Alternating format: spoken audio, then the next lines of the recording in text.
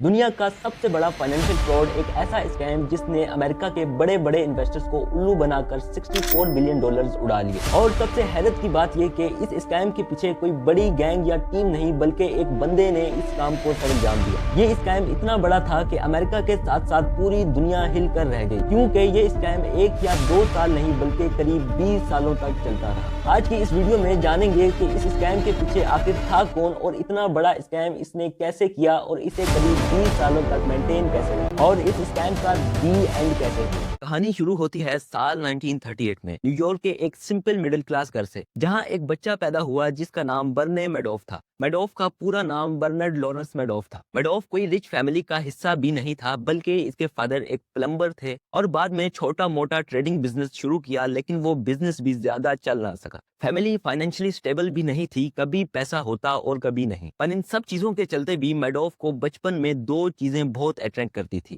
Power اور respect. وہ دیکھتا تھا کہ پیسہ رکھنے والے لوگ سوسائٹی میں الگ ہی مقام رکھتے ہیں، اسی لیے اس نے چھوٹی سی عمر میں ہی ڈیسائیڈ کر لیا کہ اس نے لائف میں کچھ الگ اور بڑا کرنا ہے۔ اسکول میں بھی میڈوف ایک ایوریج اسٹوڈنٹ ہی تھا، کوئی جینیس ٹائپ نہیں، لیکن اس کے اندر ایک کوالٹی بہت اسٹرانگ تھی، لوگوں کو انفلوئنس کرنے کا ٹیلنٹ۔ وہ اتنے کانفیڈنس سے بات کرتا کہ لوگ اس کی بات سننے پر مجبور ہو جاتے۔ میڈوف کو پیسوں سے اتنا پیار تھا کہ اسکول میں سمر ویکیشنز کے وقت وہ لائف گارڈ کی جاب کرتا تھا، صرف کچھ پیسے اکٹھے کرنے کے لیے۔ لیکن کچھ ٹائم بعد اسے ریئلائز ہوا کہ محنت کر کے پیسہ کمانا تھوڑا مشکل ہے، لیکن سمارٹ دکھ کر اور لوگوں کو ٹرسٹ دلا کر پیسہ کمانا کچھ آسان ہے۔ میڈوف کی نظر میں پیسہ ہی سب کچھ تھا، پھر بے شک وہ صحیح طریقے سے کمایا گیا ہو یا غلط، کوئی فرق نہیں پڑتا۔ 1960 میں صرف $5000 کے ساتھ جو اس نے جاب کر کے اکٹھے کیے تھے، میڈوف نے ایک انویسٹمنٹ فرم شروع کی۔ لیکن اس وقت اس کے پاس نہ تو کوئی کلائنٹ تھا، نہ تو کوئی ٹیم، اور سب سے بڑی پرابلم کہ اس کے پاس کوئی ایکسپیرینس بھی نہیں تھا۔ کچھ عرصہ انالائز کرنے کے بعد اسے ایک چیز سمجھ آتی ہے جو اسے فیوچر کا سب سے بڑا اسکیمر بنانے جا رہی تھی۔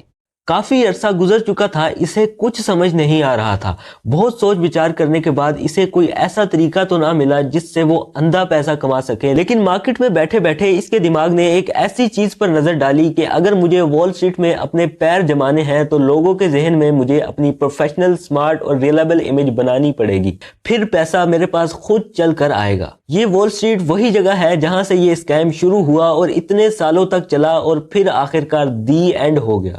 میڈوف نے سب کچھ چھوڑ کر اپنا سارا فوکس امیج بنانے پر لگا دیا۔ Sleek suits, professional office, smooth talking اور ایک فائنینشیل جینیس کا ایکسپریشن۔ آہستہ آہستہ لوگ اس کے حلیوں کو دیکھ کر اس پر ٹرسٹ کرنے لگے۔ پہلے تو چھوٹی انویسٹمنٹس آئی، پھر بڑے انویسٹرز سے لے کر ایکسکلوزیو کلبز، چیریٹیز اور ملینرز بھی لائن میں لگ گئے۔ لیکن یہاں سوال یہ آتا ہے کہ اسکیم آخر تھا کیا؟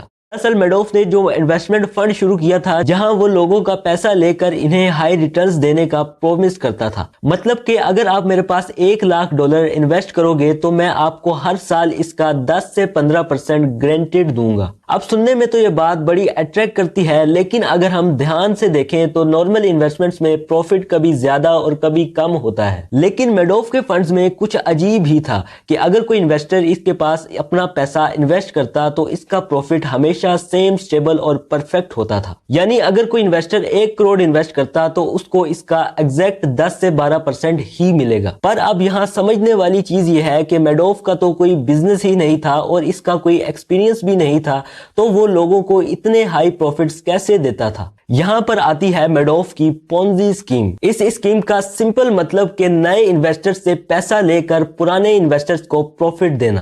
لیکن صاف سیدھی سی بات ہے کہ انویسٹرز کو ان کے پروفٹس تب ہی مل پائیں گے جب ان کا پیسہ صحیح جگہ انویسٹ ہوگا، تب ہی پروفٹس کم یا زیادہ ہوں گے۔ لیکن یہاں پھر وہی سوال آتا ہے کہ میڈوف کا تو کوئی بزنس ہی نہیں تھا اور وہ خود کہیں انویسٹ نہیں کرتا تھا، تو پھر پروفٹس کہاں سے آتے تھے؟ اس چیز کو سمجھنے کے لیے ہمیں پونزی اسکیم کو اچھی طرح سمجھنا پڑے گا۔ اس اسکیم میں ہوتا یہ ہے کہ اگر ایک انویسٹر اپنا پیسہ میڈوف کے پاس انویسٹ کرتا تو اس کا پروفٹ اس سے پہلے والے انویسٹر کا پیسہ ہوگا۔ اس چیز کو ہم ایسے سمجھتے ہیں کہ مثال کے طور پر 5 انویسٹرز ہیں، A B C D اور E، اور سب نے 1 کروڑ انویسٹ کیا ہے، تو B انویسٹر کے 1 کروڑ میں سے 10 سے 12% A انویسٹر کو اس کا پروفٹ مل جائے گا، اور سی انویسٹر کے 1 کروڑ میں سے بی انویسٹر کو اس کا پروفٹ مل جائے گا، اور اسی طرح ڈی انویسٹر کے 1 کروڑ میں سے سی کا پروفٹ اور ای انویسٹر سے ڈی کا پروفٹ نکل جائے گا۔ लेकिन अब आपके दिमाग में सवाल आ रहा होगा कि आखिरी वाले इन्वेस्टर यानी ई इन्वेस्टर का प्रॉफिट कहां गया। तो यहां मैं आपको बताता चलूं कि यही इस स्कीम का दी एंड होता है, क्योंकि आखिरी इन्वेस्टर को प्रॉफिट देने के लिए इससे अगला इन्वेस्टर नहीं होता, तो ये वो पॉइंट होता है जहां ये स्कीम कोलैप्स कर जाती है। लेकिन मैडोफ के पास कोई 4 या 5 इन्वेस्टर्स तो नहीं थे, बल्कि इसके पास thousands of investors, celebrities plus retired लोग,